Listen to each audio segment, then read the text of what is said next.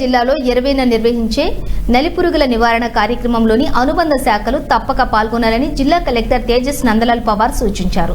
జిల్లాలో 20వ తేదీన నులిపురుగుల నివారణ దినోత్సవం సందర్భంగా 1-19 సంవత్సరాల నుంచి పిల్లల వరకు అంగన్వాడీ పాఠశాలలోని కళాశాలలకు అలాగే ప్రభుత్వ ప్రైవేట్ ఎయిడెడ్ పాఠశాలల్లోని నులిపురుగుల నివారణ కార్యక్రమాన్ని చేపట్టనున్నట్లుగా తెలిపారు.